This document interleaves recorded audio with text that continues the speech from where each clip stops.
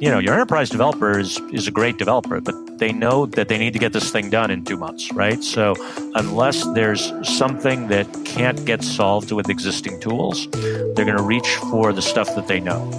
Enterprises have learned how to engage with their users, their customers, by using really sort of the interaction patterns that they see within the consumer internet. The consumer internet taught enterprises what applications should look like, what architecture should look like, really everything. You're listening to the Enterprise Ready podcast, a show aiming to change the enterprise software narrative from how to sell to enterprises to how to build for enterprises. We'll interview industry experts and enterprise software founders as we break through the jargon, establish a common vernacular, and share the lessons learned from building the world's best enterprise software.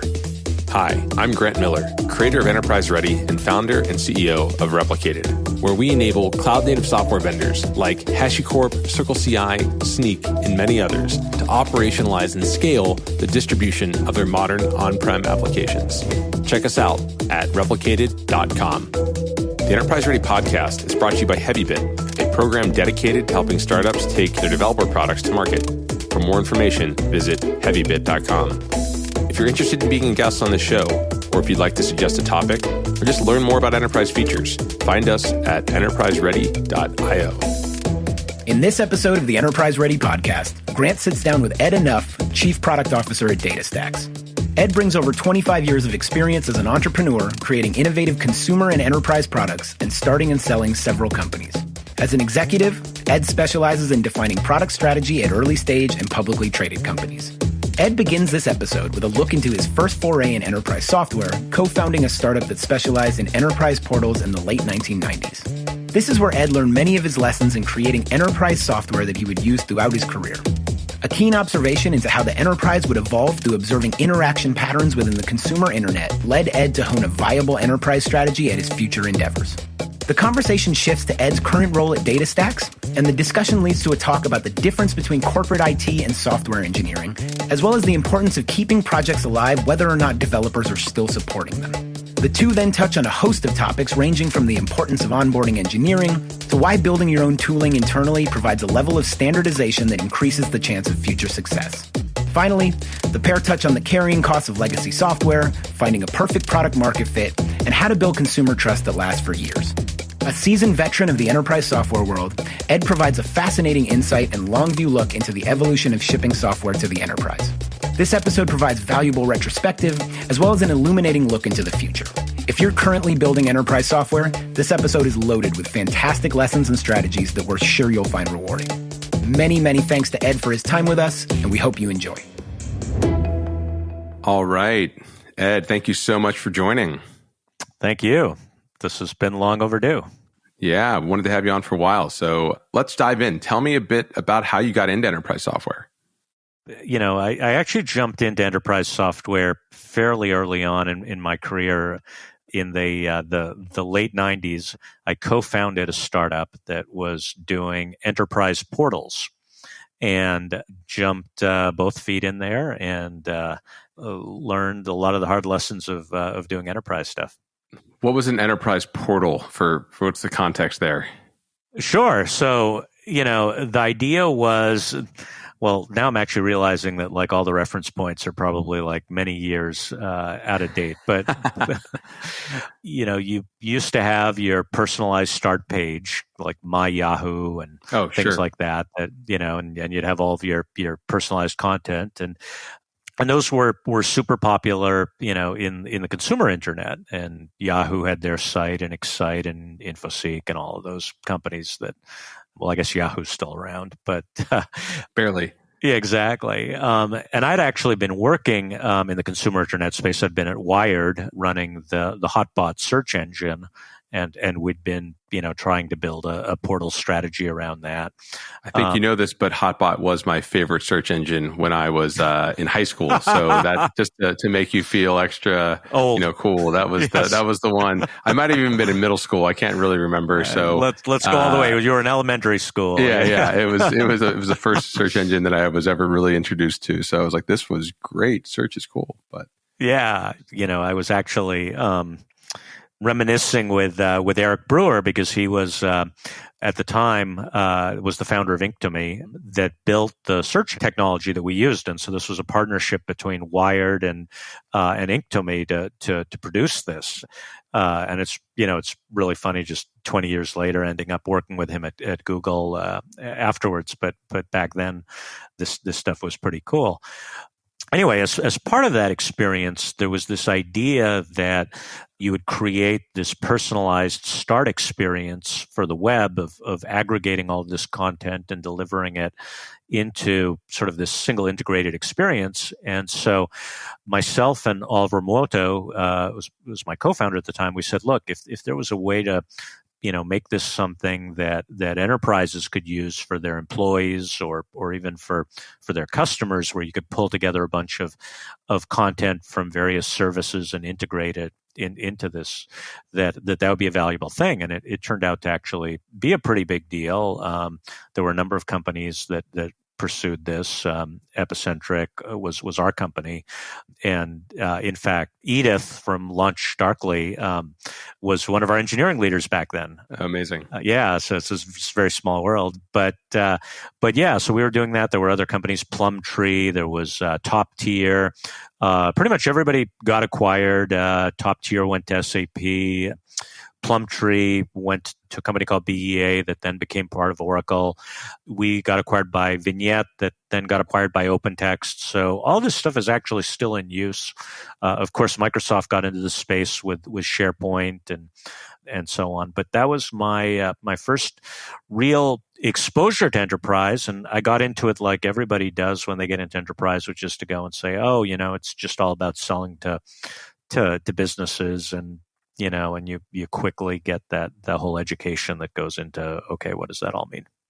And how big did Epicentric get before you were acquired? So in terms, I don't remember the details on where our revenue was at and so on. We were, like a 400 or 500 person company. We were, getting ready to do an IPO when the markets crashed and all of that. It was your classic, sort of Web 1.0 story of get big quick. We had a bunch of big customers. Excite, in fact, used us for their Excite at Work portal. Verizon used us for everything. A ton of companies did. The software is still in use in a bunch of places.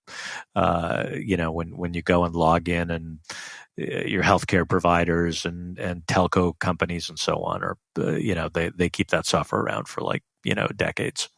Yeah, I mean, is there like a modern sort of version of these kind of things? Sometimes these these technologies and products that started years ago, if you think about Webvan became Instacart kind of thing.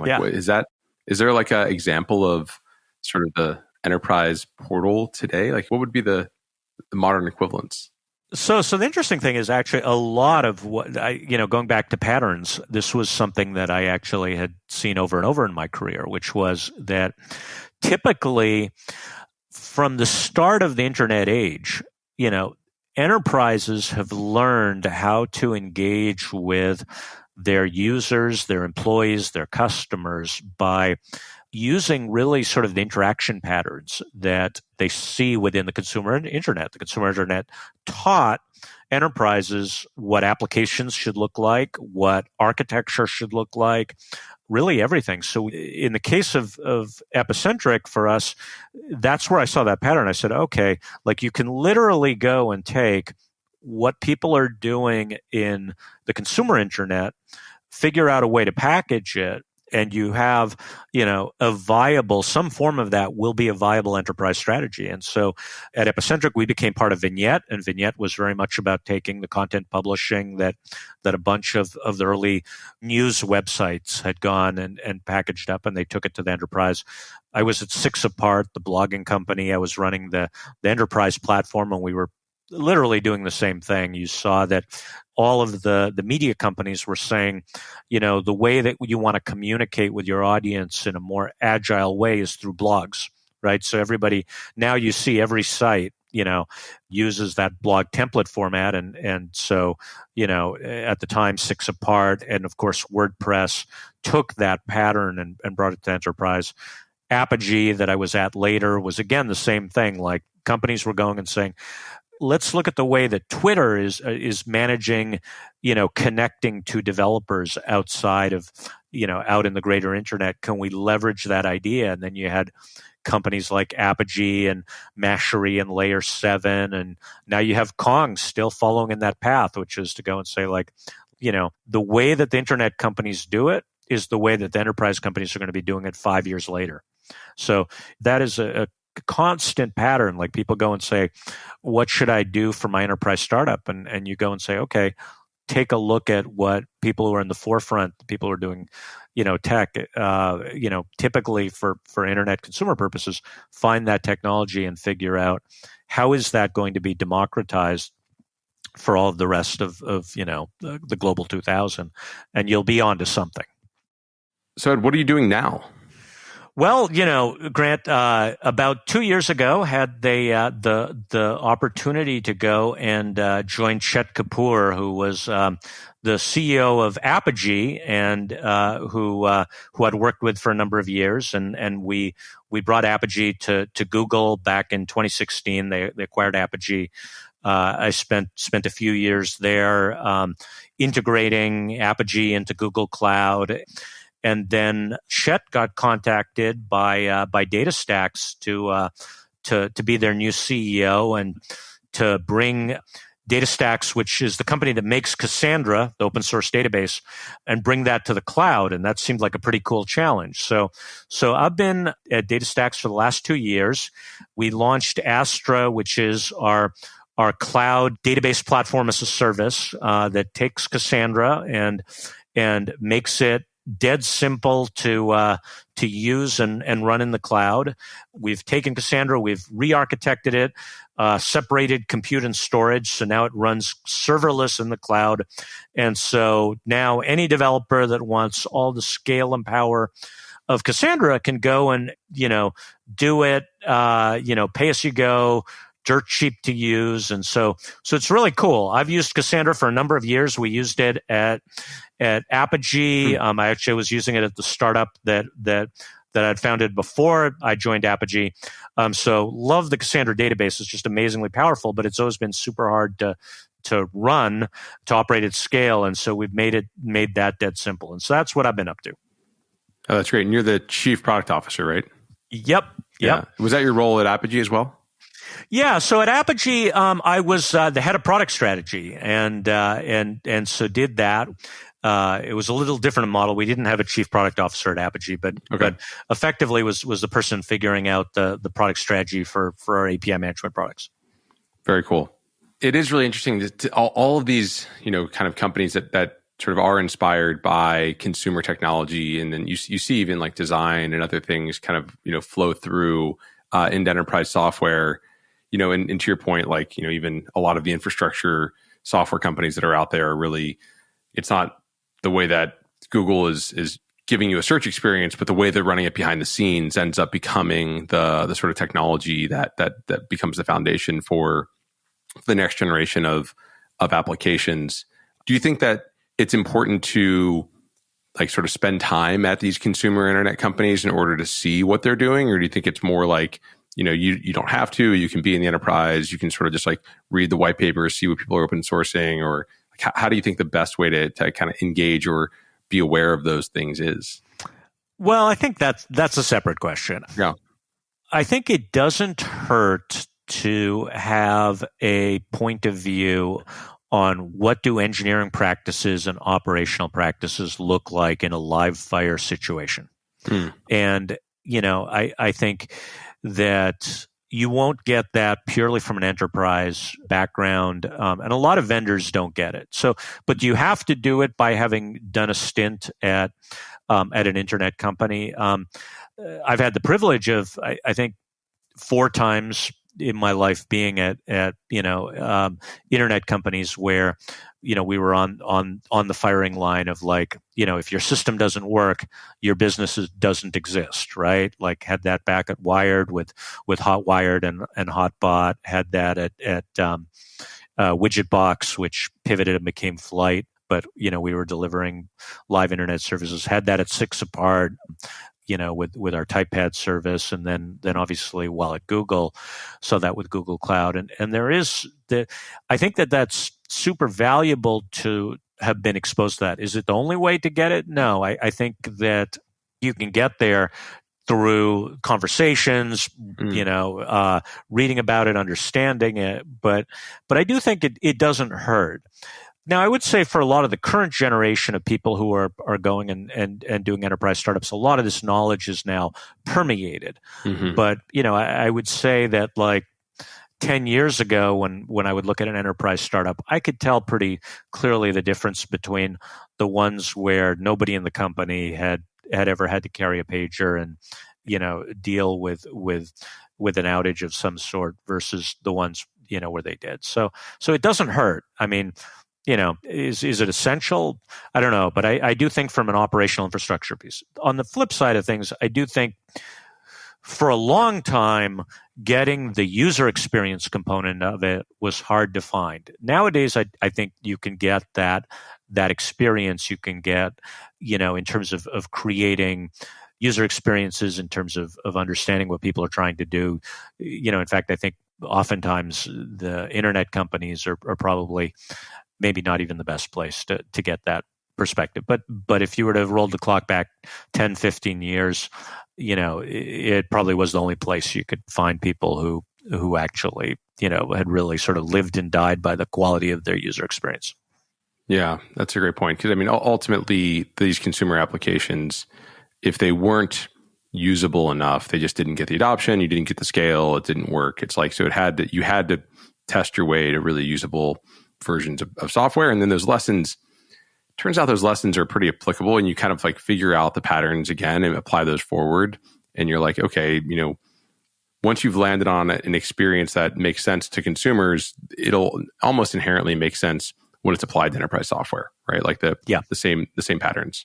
I mean, I think the patterns definitely do apply. There's an interesting tangent we could get on, which is we are getting to the point where a lot of infrastructure technology comes pre-baked with some sort of assumptions in terms of how people go and manage their software development teams and so on, and processes, and we start to get into a harder conversation about how realistic is that. But we could probably go on for hours if we get onto that one. Maybe we should. Yeah. Give me your thoughts. Okay. Well, I think one of the things that has been a real challenge in bringing technologies into specifically IT, it isn't so people go and say, I'm bringing it into the enterprise, but it's really about IT.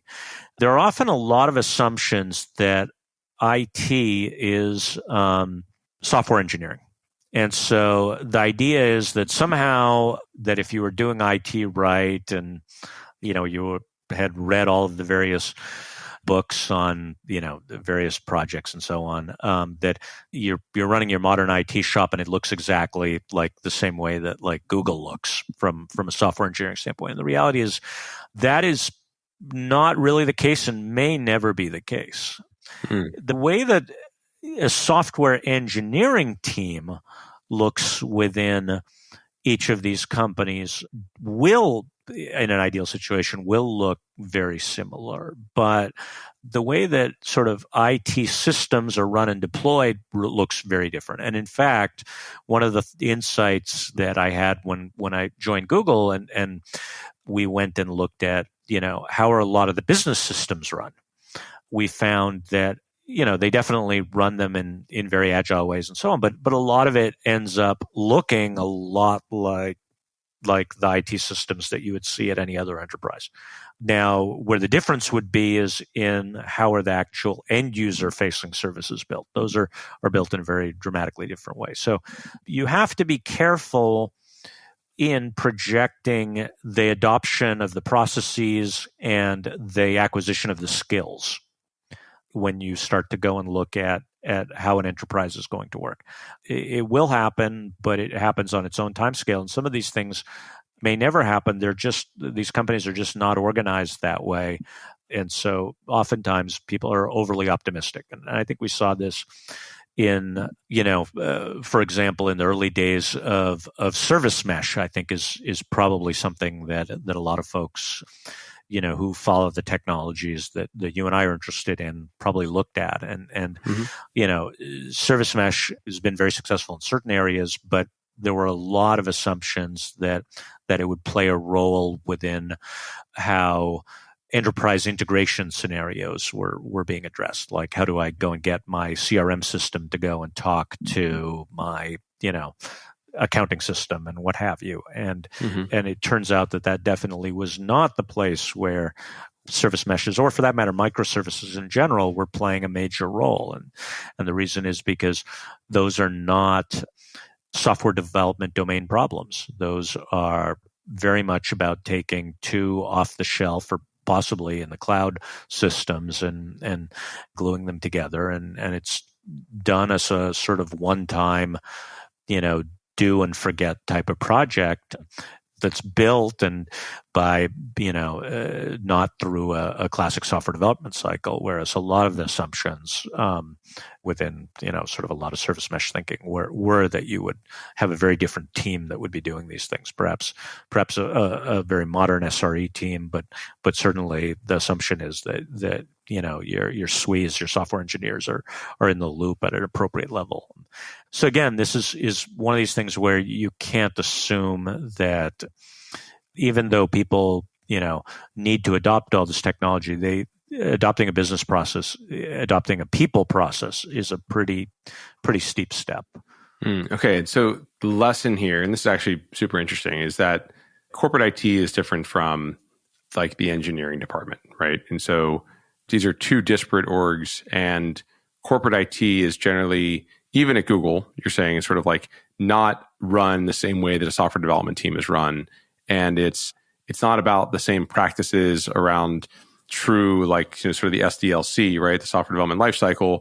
But instead it's about like, I guess I'd say like, how do you solve a business problem probably somewhat quickly and fairly reliably? And that's more the MuleSoft sort of integration tooling than it is like a service mesh, like, you're writing code to do these things kind of tooling. Is that accurate?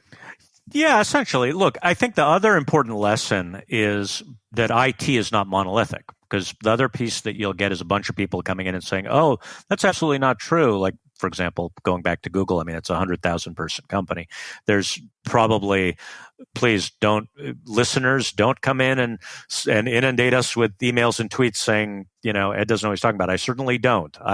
All I can speak to is one specific project that I looked at where I was like, oh, that looks very similar to a classic, IT project. And it's just, by the way, it's the same thing. I think you've probably seen this yourself. You go to many Fortune 500 or, Fortune 100 enterprises, and you'll talk to a team that literally could have walked out of, and they're doing the same quality software engineering that exists at Google. I'm not trying to say that they're not. What I'm saying is that, on the other hand, just because you find a team at I'm purposefully not naming companies because I don't want to. That's some big bank. Yeah, say some big bank or whatever. Just because you will find one team that is fully embracing, modern DevOps processes or fully doing everything the way that we would all generally agree is the best practices, doesn't mean that the rest of the organization is. And so, you always have to go and say, okay, what are the standards and best practices across the organization? I think, to bring this back to what does this mean for, like, for example, enterprise founders, as you try to go and time this technology, any specific thing, and again, most of what we deal with these days is in the cloud native ecosystem. You have to go and really sort of make sure that you're engaging with the right team. Otherwise, you may find, you may read all of these blog posts. You might be and say, oh, this big bank is all in on cloud native. I'm just going to walk in on this team and say, hey, I've got this, platform and it deploys on top of Kubernetes. And they'll be like, yeah, we're not the team that uses Kubernetes. Do you have an OVA, or do you have a exactly? Whatever, yeah. So that's the other thing I think you find is that this stuff is all sorts of interesting pockets of stuff. Yeah, no, the idea that there's like this sort of like a heterogeneity in terms of how even just within a single organization, the way that each different team will do things, and there's not like generally standardized practices around most processes, right? It's like, yeah, well, we have a procurement process, but we don't necessarily have like a, standardized, application deployment process or like integration process, or, like when you get into the details, it becomes sort of the problem of that team to solve in whatever way they want to solve it. Yep. What I would say is that the closer that you get to where the business or the enterprise interacts with their users, their consumers, their buyers, that's where you start to see that, the technology strategy ends up being more uniform and much more progressive, right? So if you want to go and find where's Kubernetes being used, look at the team that has to deal with, that absolutely needs, the elastic scalability and reliability around that. Don't assume that sort of the back-end system that is dealing with say employee-facing systems or, other pieces is going to be where you find that stuff. But everything starts to look the same the closer you get to the web front end, the mobile front end, the stuff that goes out on the internet. That's where the people who are succeeding have gone and adopted the best practices. And to use a buzzword, if they're building digital products, right, it doesn't matter whether they are a retailer or they are, Google or Netflix. They're all using cloud technology. They're all using cloud native, and they're probably adopting a lot of the development practices that go with it. As you get away from that, you get things that are much more project-based, where people go and say, okay, I'm building this application or I'm building this integration. Maybe it's an HR portal or something. I built it. I've deployed it. Now I'm done. Now the engineers go off and work on something else. For a true internet scale, internet facing, user facing application, you're never done with it, right? Right. So in those situations, that's where you'll have a standing engineering team that's working on it, doing completely like, for example, why does Google retire an application? Everybody complains when they do, but why do they do it? Well, they do it because at an internet company, you wouldn't have something that's out there that you didn't have a team working on.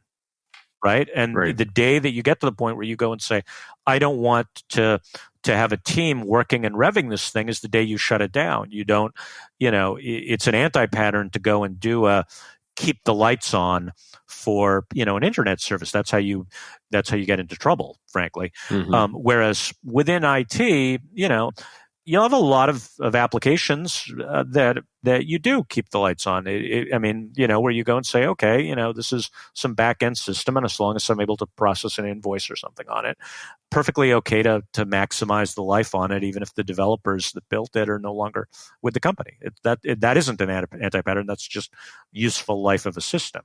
And so that's the part where, when you're bringing this stuff and you're dealing with an enterprise, you're like navigating this landscape. Like, am I dealing with the stuff that's on the cutting edge, that has active investment, has development teams? Like, that stuff is going to look the same. That team is going to be ready and often like really eager to go and deal with cutting edge stuff. I think it's a really interesting sort of insight here. This idea of time frame based, and I'm trying to figure out how you mentioned like project versus standing team. Like, how do you describe the two different sort of models here, of engagement, I guess? Like, how do you think about those? What do you call that? Yeah, so we actually use a framework that we call Project Program Platform that we actually use in our sales process around this. So first of all, a lot of things within the enterprise are done on a project basis, a lot more so than people give credit for. And so those are applications where a team is formed.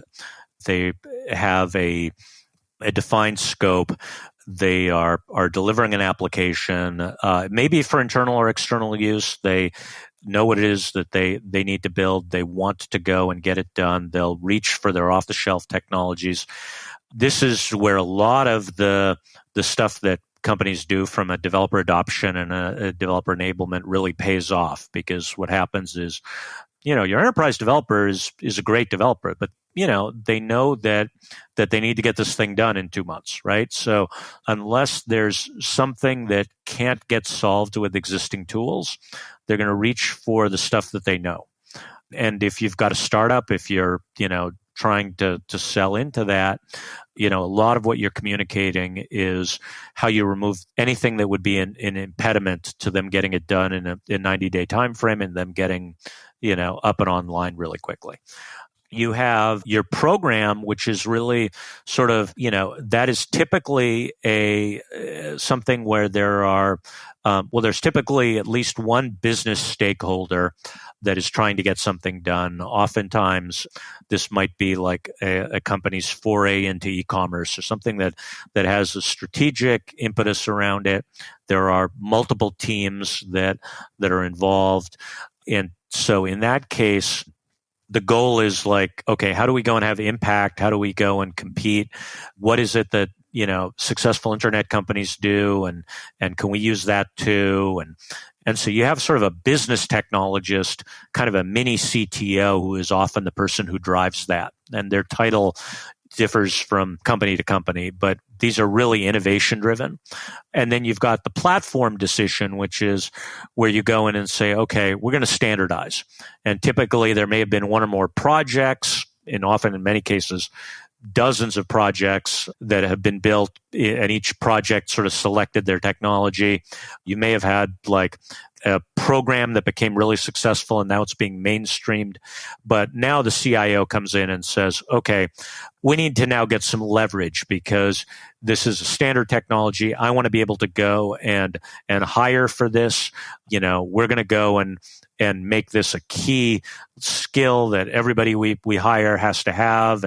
And I want to go and deal with a vendor that, is going to be able to stand by us for all of these decisions. And it may or may not be the most, technology forward vendor. It's going to be the one that has the best success at addressing, enterprises' business needs. And so typically as a startup, you are probably playing at the project or program level, because those are in the situation where people are, the project is really, I got to get it done. And the program is, I don't care what the standard is. I want to go and what makes me the most competitive. But by the time you get to the platform level, you're talking about how do we reconcile and how we standardize. And so Kubernetes, for example, has gone through, I don't think Kubernetes ever played really that strongly at the project level. I actually think, and a lot of people have pointed this out, that a lot of these things were, at the project level, that's where things like the cloud services and even things like Heroku would go and play. Like, I just want to get it done, like really dead simple, straightforward tools. At the program level, that's where people went and said, okay, like I'm a major retailer. I want to use the same technology that Amazon uses, right? And so they'd go and say, okay, how do we go all in on cloud native and build something around that? And that's where you'd have really some sort of innovative leaders. And then now we're at the point where a lot of that has now graduated to be on the CIO's plate, where they're saying, okay, like we've done a bunch of these projects and programs and they've been successful, but now I want to standardize on it. And that's now where they're going and looking and saying, okay, like, who do we standardize among, like, our big three or big four vendors that are going to be our platform technology. And that's where you've got the OpenShift and Anthos and Tanzu, and all of those are really sort of bidding to be the CIO platform choice. Mm-hmm. And so when you think about these, like, I'm guessing they inform what you do for go-to-market, marketing, the whole spectrum. Like, you have to sort of look at this early on in order to understand, what are we doing? Who are we trying to influence, right? Absolutely. Yeah. I mean, everything, at least, and again, this has been the technique and pattern that we've used and that I've seen work at previous companies and so on, which is like your projects. These days, your projects are going as much as possible to self-serve, right? That's like people come in and you want to remove all the friction. You want to give people, easy access to stuff. You want to go and do as much as you can from a developer adoption standpoint to make people like just reach for these tools and have a comfort level. So yes, you've got your sellers there, but they tend mostly to focus on like onboarding rather than going and having like a quota sales team there. Like at least from what I've seen in the conversations I've had and what we've seen directly, like you want to help everybody at that level. You don't want like somebody coming in and saying, oh, I'm going to go and optimize for what I think is the big deal. Like you want to figure out how is it that you can address everybody who's doing any project. Don't start going and saying, oh, that one is too small or that whatever. It's just get them using your stuff. When you get into the program stage, that's where you're talking to somebody who, again, is, that's where your sellers first engage. That's where your deals are going to start to be where your deal sizes are going to get to the point that they support a direct engagement model. And so that's where you go in and start to have a more high touch model. Typically what the conversation looks like at that point is where you're talking to them about how people who have succeeded have done so from an architecture standpoint, from technology choices, from sort of insights gained. And that's typically your selling approach is very consultative in that approach of going and saying, this is how Netflix does it. This is how Google does it. This is how an Amazon does it. And you're often talking to enterprise architects and you're talking to these what I call business technologists, but like I said, whatever's on their business card varies very widely.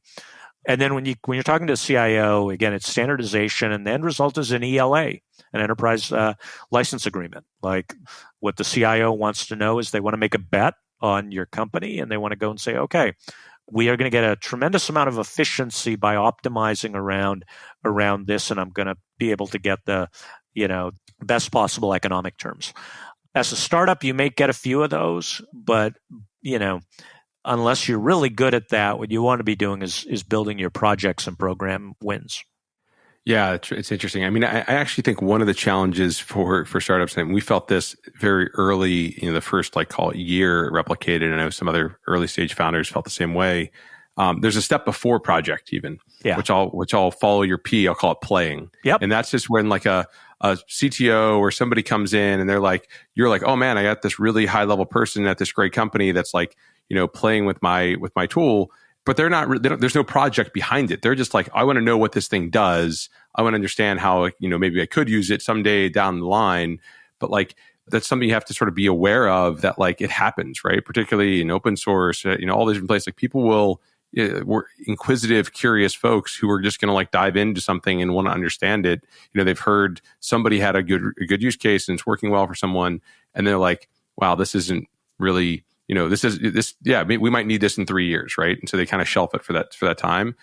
And then a project to me was always somebody has a goal. They're trying to get something done, and there's a time frame to your point. That was that's a great thing to see when you start to evolve to where there are projects. People are in our business, it was hey, we're modernizing our application to use Kubernetes, and we want to, be able to deploy it out to all our customers. We'd be amazing. That's what we do, right? And it wasn't hey, we're exploring this as a path, and maybe we'll do it someday. And so, you see that evolution. I think it's a really good signal that the market timing has gotten close to where you are. So, oh my God, I'm glad you brought this up. Yeah, no, this is definitely the case. These are the things that as a startup founder, or just anybody who's trying to get something off the ground, this is what's going to screw you up really bad, honestly. and also create false horizons where you're we're almost there. No, we're not. False horizon. Keep going up the mountain. Keep going up the mountain. Absolutely. No, this is the part that's going to wreck you. And by the way, if you're a small startup and you're dealing with this, I'd love to get into how you got through this, because, what ends up happening is this is where enterprise SaaS for applications is dramatically different than enterprise infrastructure. Interesting. Yeah. So, and if you go and talk to people who do growth marketing and everything, and you read all the stuff in the SaaS ecosystem, everything that you read about growth marketing, growth hacking for applications, you need to throw out the window when you start actually doing like growth hacking for infrastructure. Because if you've got like an HR app or whatever, a CRM app, like a large percentage of the folks that log in, like they have some intent to buy. Yeah. They're not just like logging in for the sake of it. They're not like, go and of course, again, we'll get everybody like coming in saying, Ed, you don't know what you're talking about, which is always true.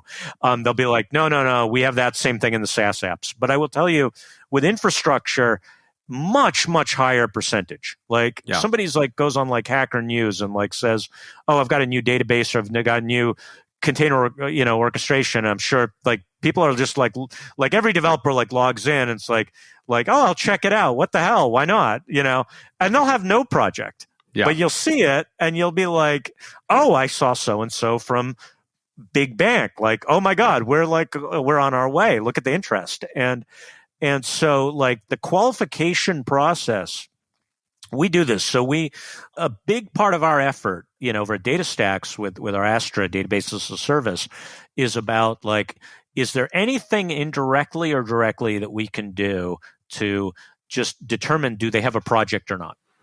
Right? Because if they don't have a project, if they don't have a timetable for something to go live, then it's great. Like, hey, welcome, try everything out, do things like I'm perfectly happy to have you there.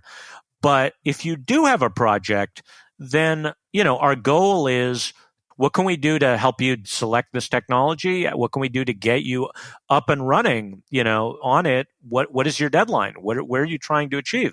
And so if you haven't, and as I said, either directly, like, we'll have pop-ups and everything we can in the onboarding experience to try to get you to signal to us that you've actually got a project, and we do our best to infer it, algorithmically, because otherwise you'll be looking at the data and you'll have no idea what's going on. You'll be scratching your head. You'll be saying, oh, I've got all of these people. Did they churn? What are they doing? And so if you can't separate out the people who have no project, there's a lot of learners, which is great. We love learners, like people coming in, like students and stuff, like absolutely, want you learning how to use Cassandra and using our service. But when I'm looking at the dashboards, when I'm trying to say, okay, like how many of these people are becoming paying users, if I can't sort out like which set of these folks is again, they're just, they're learners, they're tire kickers, they're folks that are coming in and investigating, from people who have an active project, then I have no way of managing my funnel. And that's ultimately what it comes down to is you have to do some form of funnel management to try to figure out, or even optimize your product so that it works better. Well, yes.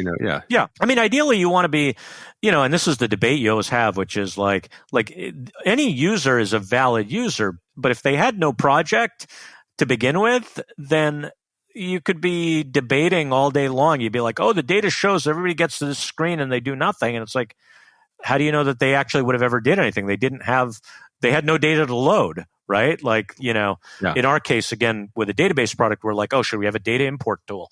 And then the question is, how do we know they actually had any data, right? So you have to, I mean, that qualification, that will drive you nuts if you don't get a handle on it. And you actually try to do a lot of that, you're saying, like in the product, right? So using, you said pop-ups, like what are the sort of the implementation details there that you're getting that signal from? So this is the interesting thing, which is a lot of the time, and this was interesting. This is one of these ones where from a self-service standpoint, a lot of people beat themselves up and they think that that self-service means, for example, no contact or whatever. So the reality is, it is perfectly okay to engage with people. Things like intercom, the chat button, all of these things, self-service just means that you're letting the product as much as possible speak for itself.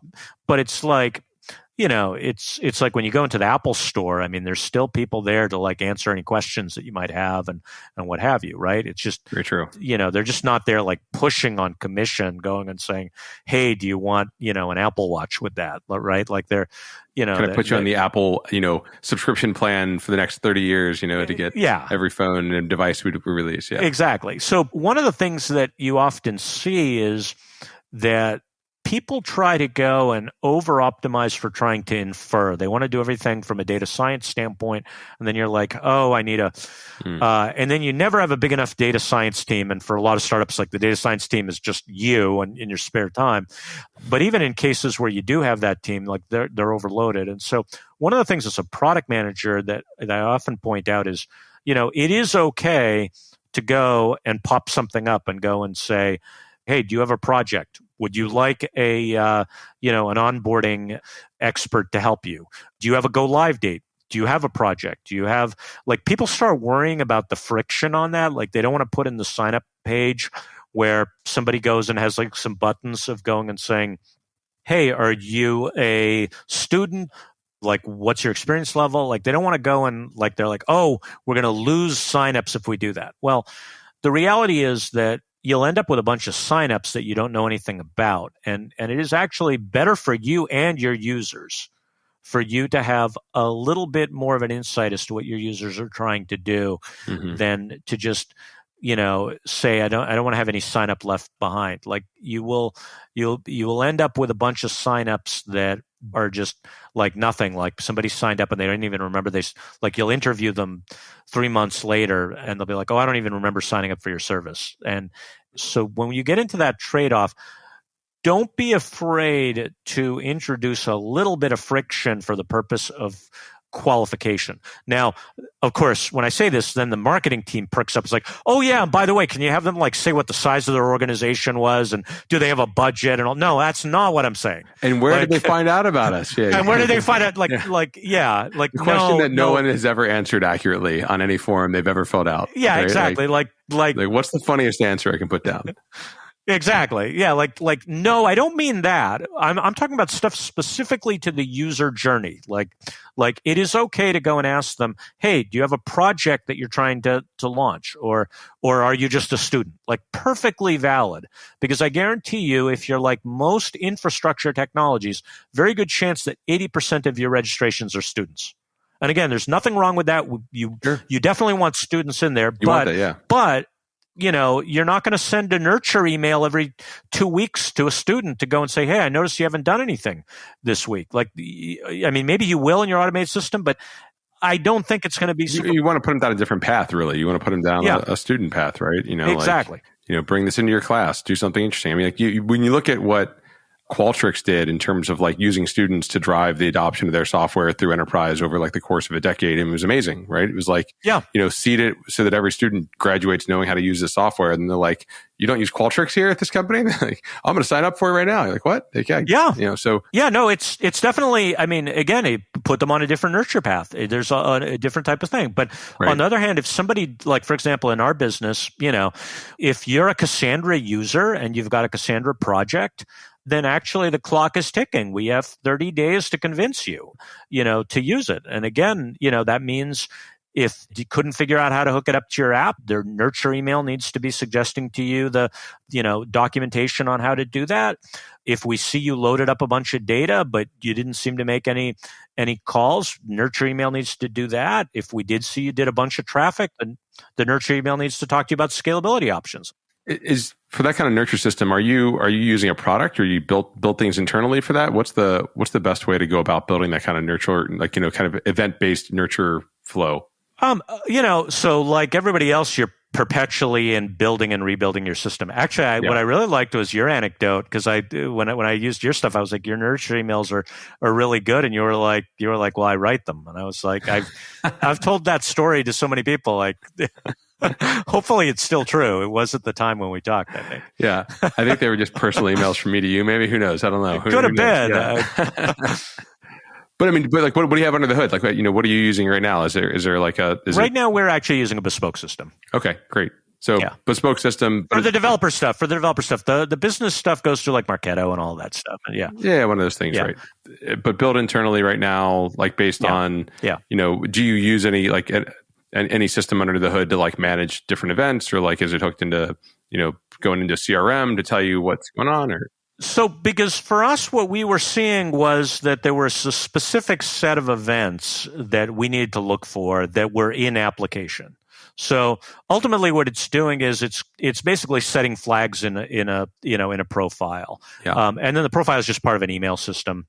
Yep. Actually, I don't know what the specific email system it is that we're using to send them out, but the stuff that collects it is stuff that's in app because it's in the UX tier.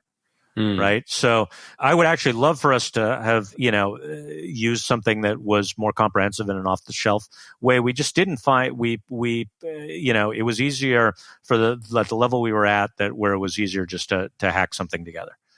Yeah. And then you're not sending like 1,000 different events into some system, about all the things that your users are doing too. So, yeah. But I will say, look, I will say our branch points in terms of the nurture tracks, we have about a dozen different ones. Ultimately, what I hear from other folks is that they build extensive sort of taxonomies of user categorization over time. And so we'd love to get to that level. Yeah. Yeah. I think the thing that we messed up on for a long time was we didn't actually continue the nurture campaign for new folks that were invited to the team. So, our product is a multi-person, product. And so like you would invite team members and we weren't following up with those people in a similar nurture campaign. So they were sort of like whoever signed up first got the emails, and we weren't like doing similar kind of, educational and informational emails to the folks they invited. And I think that's a mistake. I don't know if we fixed it yet, but it's something we have to get done, right? Because that's how you spread out in an org, build more experts who know how to use your product and feel more connected to it, know they can reach out, know they can actually engage. So we use the presence of multiple people in an org as a big signal. Yeah. Because ultimately, again, part of what we're trying to do is just build a model on, how serious do we think they are, right? And the more serious they are, the more that, our head of growth marketing will write a personal email. Because ultimately, your funnel is coming down, you're going to get down to like a set of, 20 people that you're paying attention to, like on a weekly basis, you're sending email to, like you're actually, going and saying, hey, how are they doing with that? Right. Yeah, of course. So multiple people in an org is maybe different in your usage model, but for us, that like suddenly like you want to sit up and be like, okay, for sure. It's funny actually, when we look at it, the other major signal for us is, do they use intercom? Interesting. Yeah. If somebody uses that in-app chat, it correlates very, very highly with the likelihood that they're actually going to buy and scale their usage. That's a very good testimonial for the intercom folks. Yes. And I guess it makes sense because if you are, it's kind of like if I'm at Nordstrom and I'm walking around and I'm not really going to buy anything, I'm just kind of looking and I'm not really in the buying mood, right? I'm just like, yeah, I was looking at some stuff. It's like, I'm not going to bother somebody. They're like, yeah, ask me any help. No, I'm fine. If I'm like, I need to buy a suit, I need to like do a bunch of I'm here to buy something specifically, then I am going to ask for help. Yeah. Right. Yep.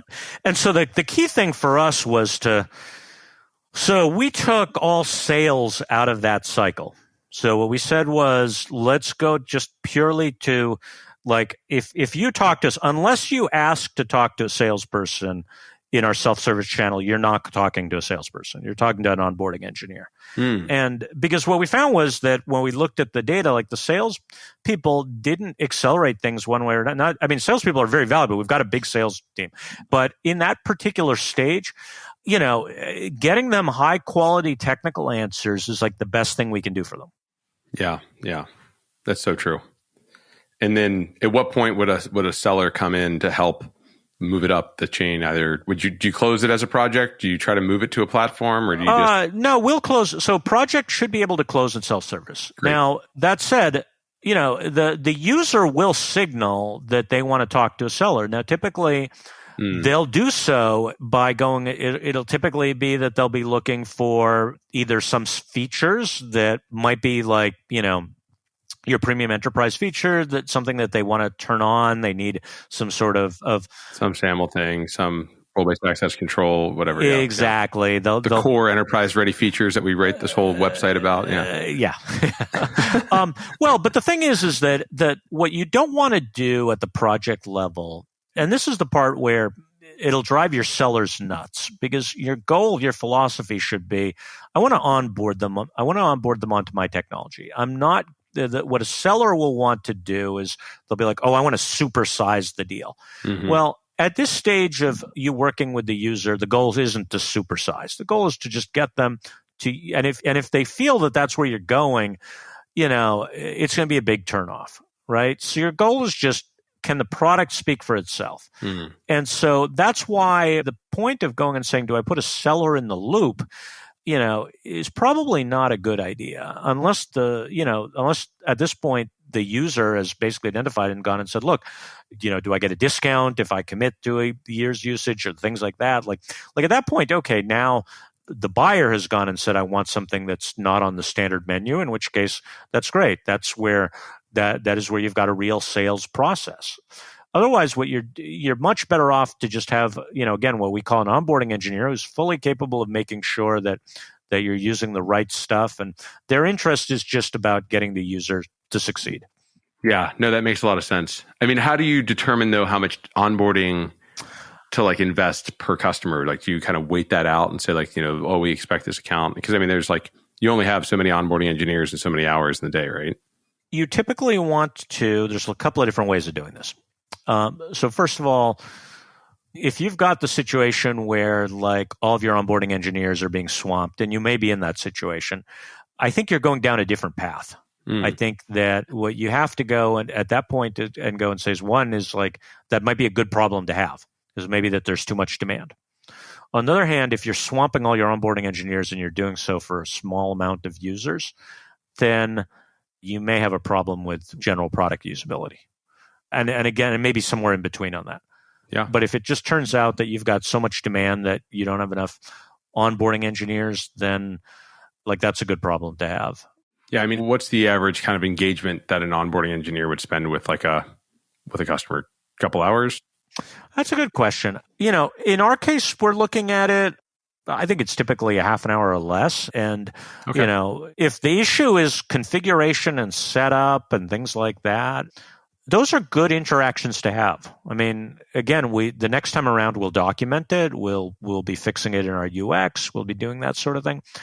So they don't tend to stretch out that long. If they do, it's still worth doing because, you're that conversation, you're finding out who that user is. If they're an active prospect, so again, part of this is you're doing your qualification. If you're spending 2 hours and it's a student or a personal project, then maybe that doesn't make sense to do, right? You probably, yeah. On the other hand, if they're a SaaS application or something that's being built on your infrastructure, sure. Why wouldn't you spend 2 hours? Why wouldn't you spend more time than that? Yeah. So, okay. So you do sort of scope it a little bit and you just leave it up to the onboarding engineers to determine invest more time here or kind of try to send them down a continuously more self-serve path. Yeah. I mean, there's a difference between, from an onboarding standpoint, is different than your support situation, right? Okay. If what the user is doing is looking at general enablement, you do have to have, and again, this is the part where depending on where you're at, if you just don't have the enablement content that you can direct people to, I guess the short answer is going to be you very quickly find all of the limitations of your content. Right. Yeah. Right.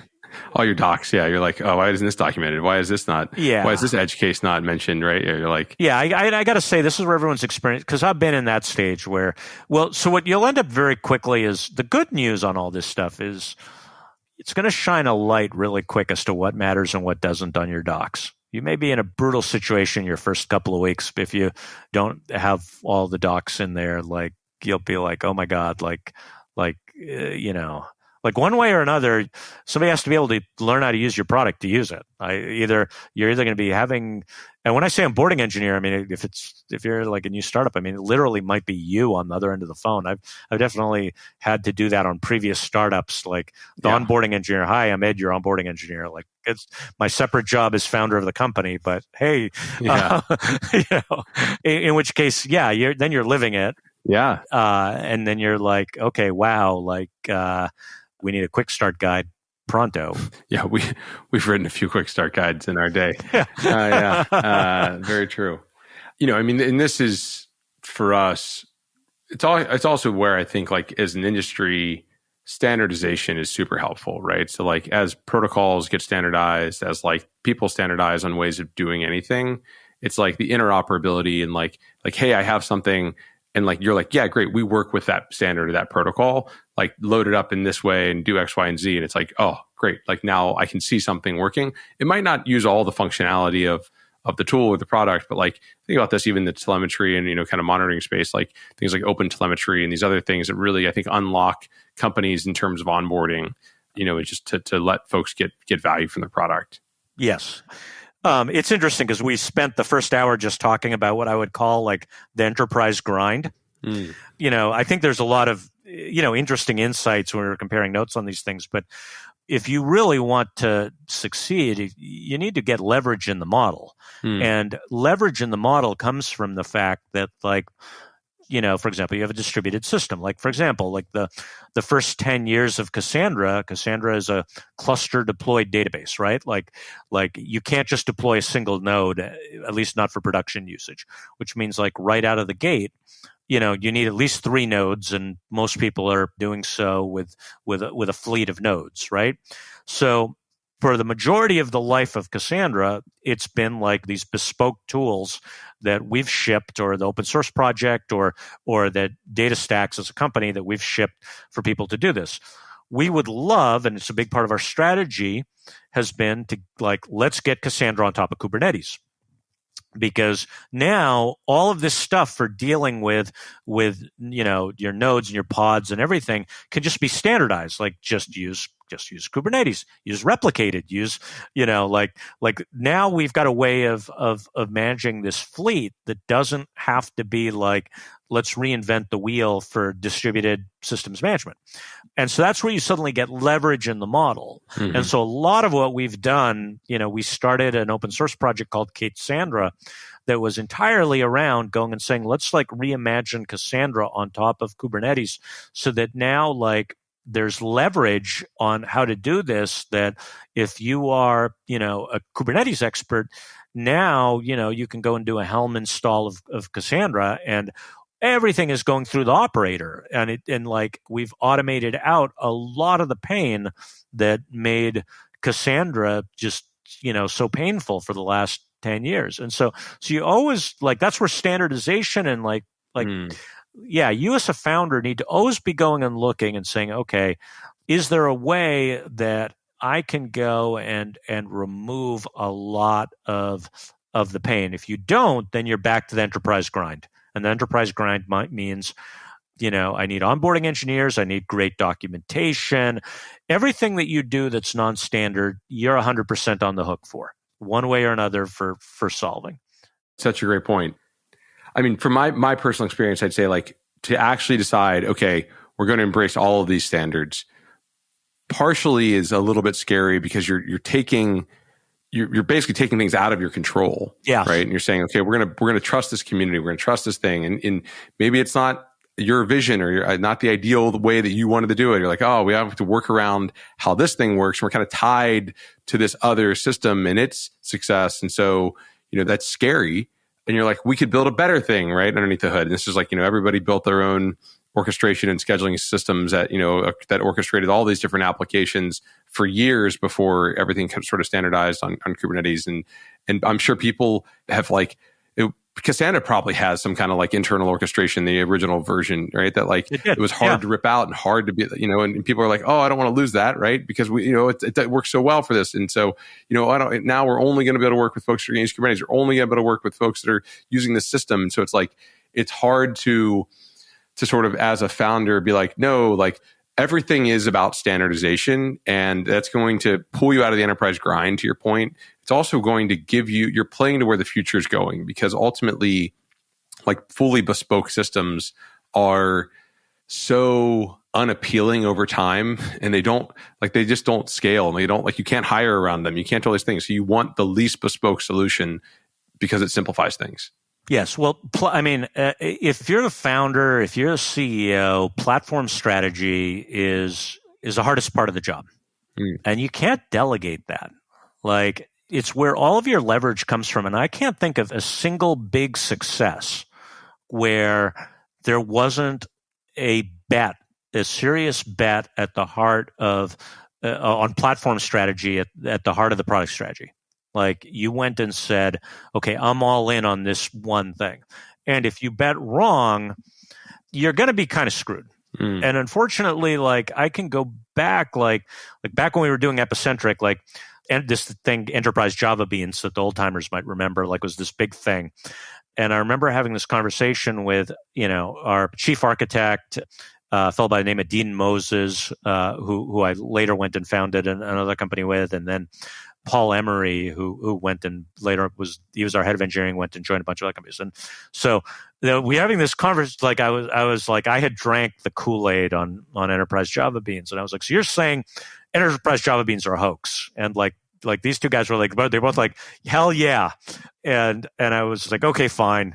Like we're going to miss out. We're going to miss all the platform leverage. And this was like, it was like a complete debacle. Like Spring Framework later came in, and for people that followed this stuff, like you may have heard of Spring and Pivotal. Pivotal Labs was really, before they got known for Cloud Foundry, was like really like all about Spring. And if you're in the Java world, like that turned out to be the right bet.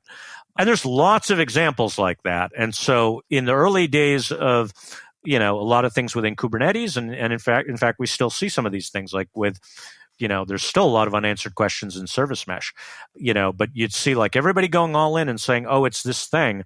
And that's the part where, at least personally for me, that's the part that keeps me up at night, where you're like, okay, we're going to make a bet. And if you bet right on the platform, then your life is going to be dramatically simpler. For your users, for you, for your technical debt, like you are going to get vast acceleration of your business, and you are going to save millions of dollars. But, your engineering leaders, and oftentimes like this is all in one person, like you are both your technical leader and your product leader in one person. Like on the flip side, like you always want to control your destiny. Like I know plenty of startups that have gone and said, oh, I'm going to bet on this next big API or standard that everybody's gone and talked up, and then it goes nowhere.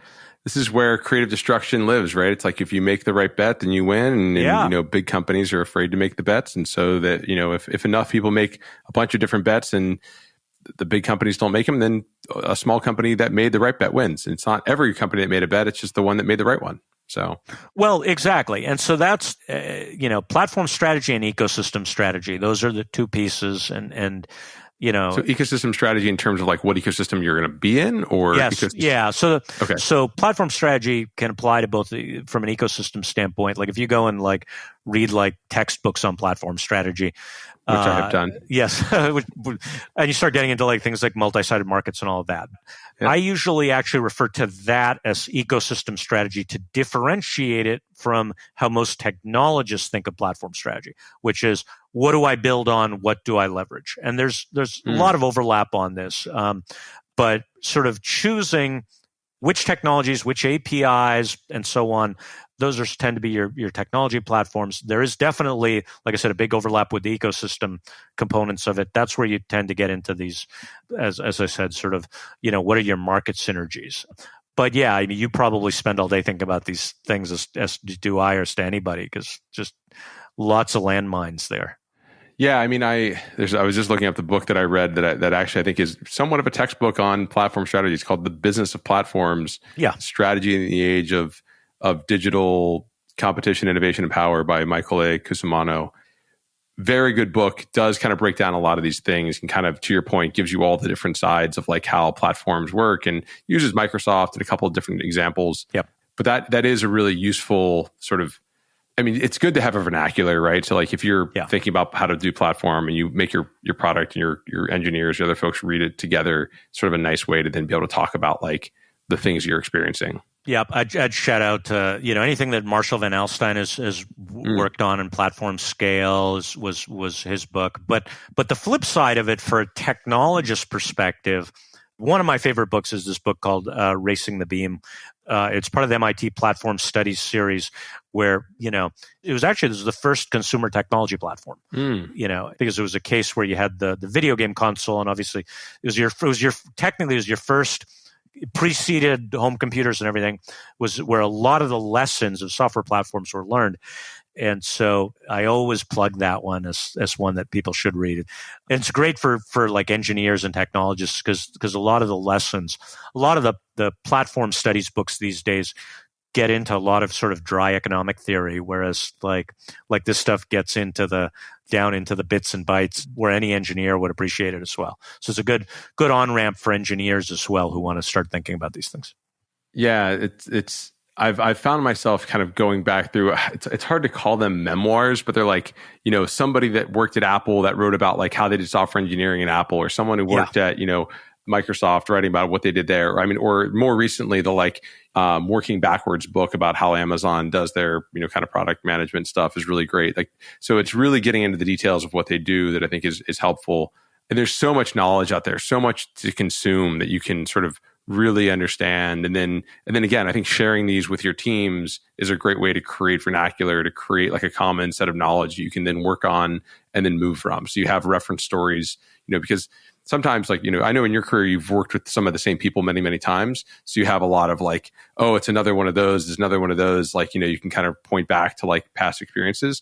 But if you don't have that as a team, then you want to be able to use like a frame of reference of like different, sort of like common stories that you can reference and say like, oh, we don't want to do that. We don't want to be our team all read the advantage together. It's like leadership principles kind of stuff, right? So you can like refer back to those things as we're trying to avoid those traps, or et cetera. So it's really interesting. I think that if you are a prospective founder, if you're a, people who are trying to sort of navigate product and business strategy, like, going and getting the common vernacular, understanding all of these sort of important lessons in the, evolution of the industry, how, it is the part, when people are breaking into the industry, they hate how much sort of and I remember this when I was first doing it, but I got started by reading a bunch of these books. Like when I got started, I'd read all of these books like on like the founding of Apple and all of that. So I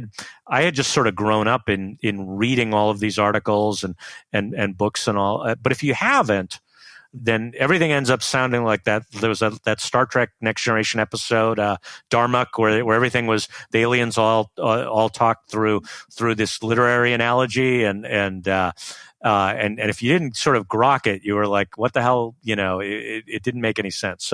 So I do think building it into the culture where you sort of have everybody like read these books or stories or histories, it's a good way to sort of introduce it.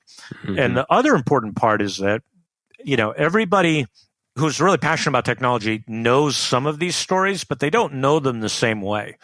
So that's why I do think your point in creating the common vernacular is really useful, because what'll happen is like, this will even happen. I'd say at this point, if you're working with, well, just in terms of where we are in terms of the tech industry, a lot of people right now who are in a number of the leadership positions in the tech industry, so people who are the old fossil dinosaurs like myself, a lot of us are people who sort of grew up in the shadow of when Java was kind of becoming a thing. And so you'll hear a lot of analogies that'll go back to the early Java enterprise days. And so that's the part that ends up being kind of this kind of common language. But if you didn't sort of live through that, if you didn't see sort of the Java platform wars and Sun's standardization attempts and Microsoft's attempt to fork it, or the Java enterprise stuff and that whole time period, then you might not sort of like kind of get like, what are all these people talking about? So it's useful to kind of to go back and pay attention to that. On the other hand, the problem is it's not like the founding of Apple. Like, so there's not like compelling movies and books written about it, right? Yes. So like it becomes fairly hard to access some of that information. There weren't podcasts about those things at that point. It wasn't like, so it's actually interesting to think about like, how do you even kind of get some of that history? You have to be willing to crawl through some old books to get there. That's kind of the best way. I think so. I mean, to on the flip side of things, again, if people are worrying about that, it's a double-edged sword. Like trying to take the past and apply it to the future doesn't always work, right? Sometimes it's like there's a lesson that you learned, you can't, but then now it's like the time that it would have worked, right? So like, I always say this to my team. I'm like, look, we've tried something like this before, but I am 100% willing to try it again because like now could be the time when it's different. So like, let's do it, right? Yeah, I mean, I would say that it's sort of like, the false negative is a bigger problem. Like people go and say, "Oh, that never worked. We tried it, it didn't work." "Oh, that was tried by so and so, it didn't work." And oftentimes people do it with like incomplete knowledge. Like they go and say, "Oh, that was tried and it didn't work," and what they don't understand that it was like, "No, I actually worked in a bunch of other settings that you personally didn't happen to see." So it's always interesting to kind of when an idea like that happens, I always get excited because it's like a great opportunity to go and like, hey, let me go to Wikipedia and actually reread a little bit of the history and see if maybe my remembrance wasn't exactly correct. But yeah, I mean, people like to overly pattern match on everything. Yeah, it's one of those. I think I just remember from my like early work experiences, like people being like, "Oh, we've already tried that," and like writing it off as like one of the most frustrating things because it was like, well, I clearly think it's going to work now, and I have like different information than you did before. It's like we have so much more knowledge and information today than we did at any other time previously, right? Like we are like inherently, we have all of the world's, kind of the past knowledge. Now there's an argument you could say that we lose some of that knowledge, and so history repeats itself to some sense. But like, if you're a student of the history, then you kind of can kind of watch out for those things and try to avoid making the same mistakes, but like not lose your spirit of like, well, let's try it. It might work this time, right? Exactly. So this is going to be like the least enterprise software-y kind of 5-10 minute discussion.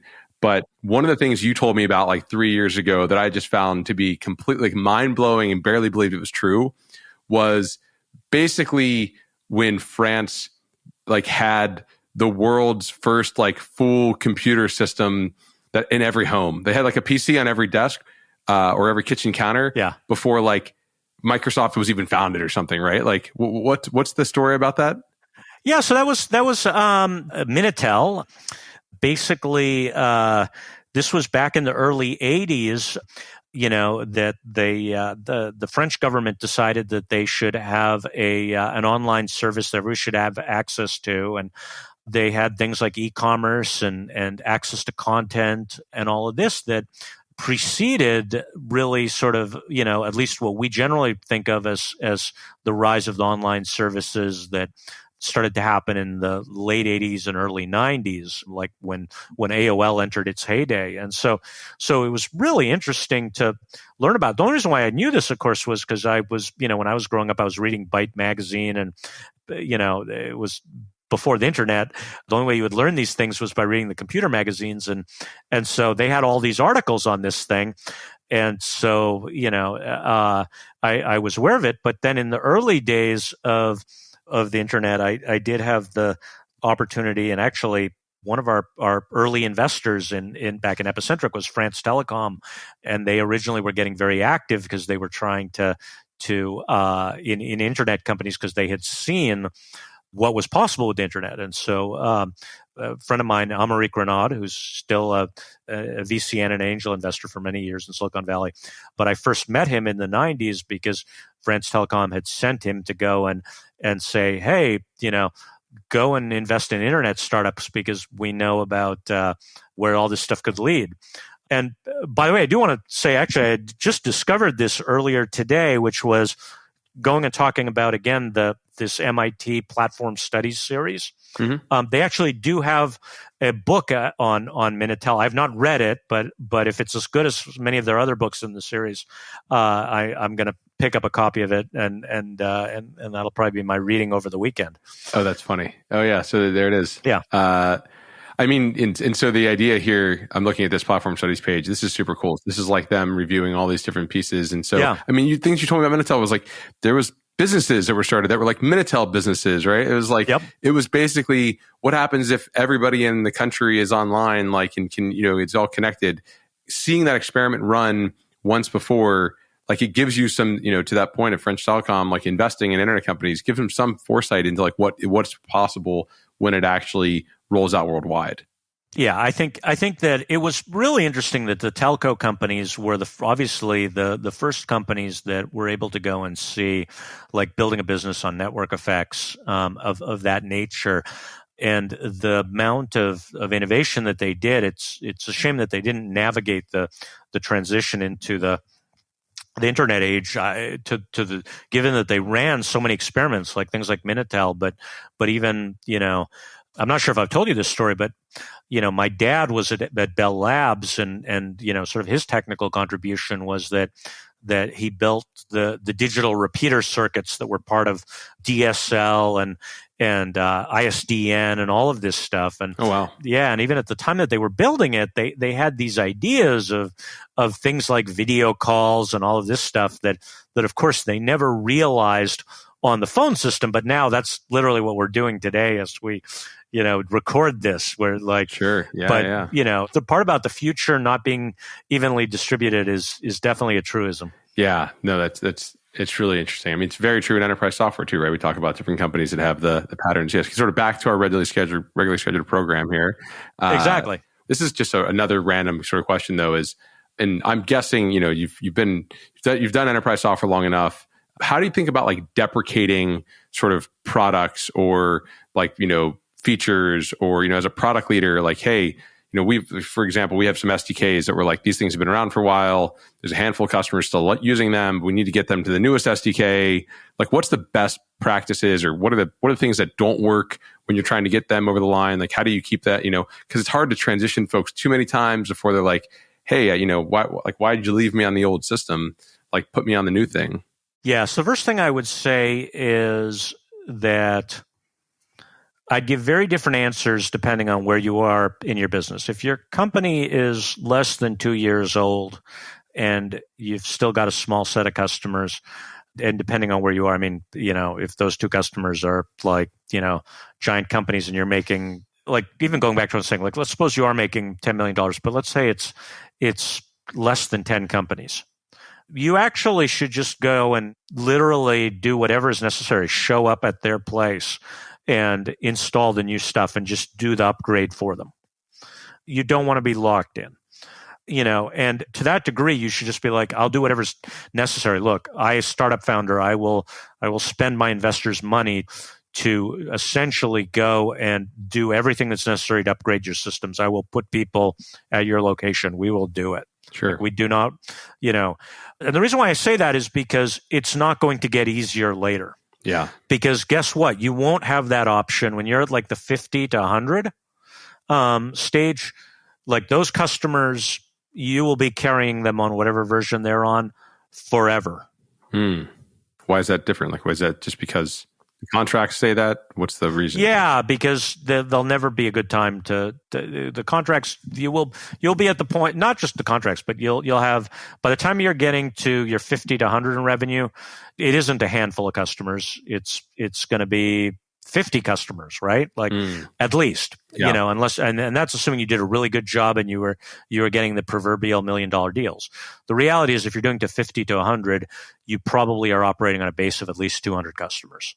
Right. Mm-hmm. And so there's no way you're going to do a mass migration of 200 customers. This is where, and I've been through this several times, this is where you're getting to your sort of proverbial, like, 2.0 to 3.0 upgrades. Sure. And guess what? Like, you'll be going and saying, like, for what economic benefit am I going to go and traumatize those people? Right. Like, you could actually you'll start to go and say, you know what? It is probably better for me.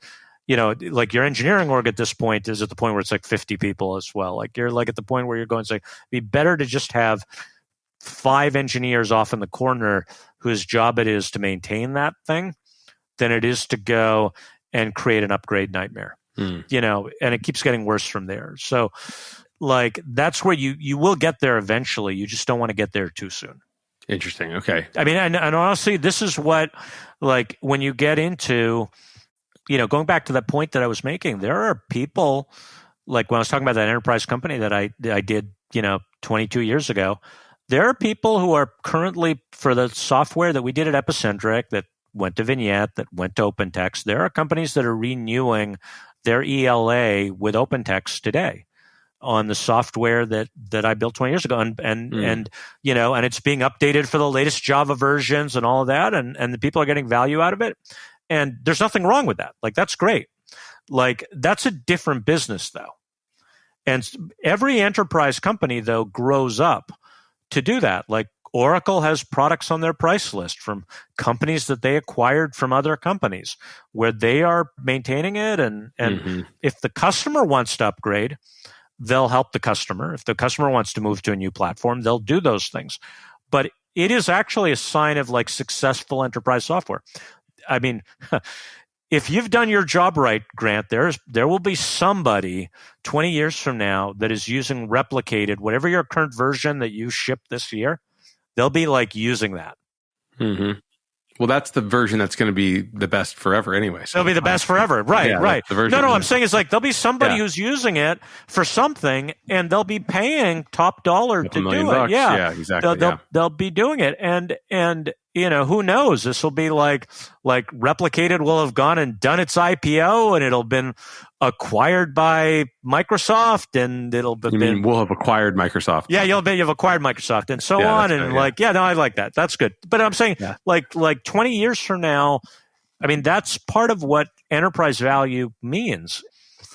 So that's like a feature, not a bug.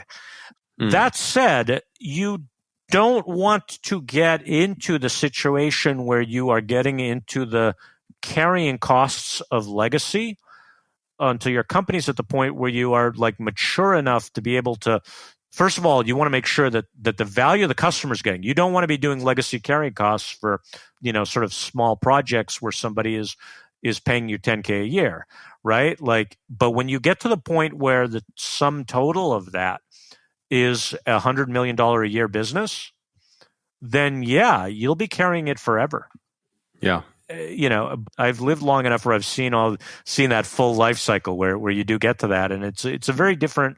You know, maybe some of the folks listening in are at that stage, or maybe they're working on some of those projects, and they're like, "Oh my God, I wish I could get people off of that stuff." But no, I mean, it's a business in and of itself.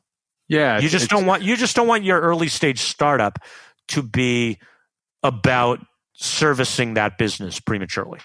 Right. I mean, the challenge for early stage startups is when you're actually in the beginning trying to find true product market fit, you might iterate a couple times. We iterated several times in the SDK before we had true product market fit with the product we released 2 years ago called COTS. Yeah. And so the SDKs prior to that, like, one, you don't know that you have real product market fit until like, you know, maybe a year after the product's been live, right? So maybe it's, you know, because that's when you're like, okay, this has been super scalable. This is actually where we're going. Because what you don't want to do is prematurely migrate all of your customers to each of your iterative attempts. Yep. If the iteration between like one and product market fit, there's 3 different versions, like, and people are happily using product 1, like the 3 iterations between, you don't want to try to pull them along to every new version every time. And so I think that's a risk, because unless you know this is where we're really investing, like, because this is where we have product market fit, then you're kind of like prematurely pulling people into an experiment. You might pull 1 or 2 customers in, or maybe a new customer in, but you're not going to try to pull all of your customers in, and maybe even your most valuable customers. At least that's what we did at Replicated. And so now I look at where we're at, and I'm like, okay, now, you know, I've got a couple of customers still on this older SDK and this older SDK, and I need to get rid of a couple of them. And so, you know, that's I'm trying to feel like, well, which one, you know, what do I do to not screw this up and not, because ultimately, to your point, like, one of the key things about enterprise software, it's trust, it's relationships, right? And like, what you're doing is you're creating a partnership, and you're saying, look, we're going to be here to make sure you're successful with this. And so, you know, I got an email from a vendor that we worked with, and they were like, oh, we're changing your pricing in a month to be 10x what it was. And I was like, well, like, that's not a good practice either, right? Like, you have to have a mix, right? You have to be like, hey, we're going to support what you need. We're going to transition you in the right direction, you know, because we want you to trust us, you know, for the next 10 years. We want you to trust us and say, look, these folks have been on our side whenever we've needed to update, whenever the market's updated, they figured it out, and they're the folks that we trust to help solve this problem for us, kind of in an ongoing fashion. I think that's absolutely right. I think that the biggest challenge is, and this is one of these ones where the founder CEO feels this very acutely. And even just the CEO, this is where it sits on the CEO, which is that you have this realization that all business value, unfortunately, comes from the things that don't scale and may not be sustainable.